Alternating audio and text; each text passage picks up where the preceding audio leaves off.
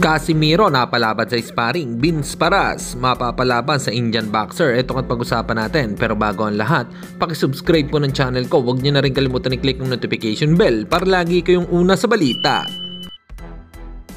Isang mabilis na update lang po tayo mga kaboxing. Pag-usapan nga natin, may laban ang ating pambato na si Vince Paras kontra Indian boxer na si Mohamed Shamin para sa 8-round super flyweight match-up sa February 16 na gaganapin sa Johor Bahru, Malaysia. Suportahan nga natin ang ating pambato na magwagi sa kanyang laban.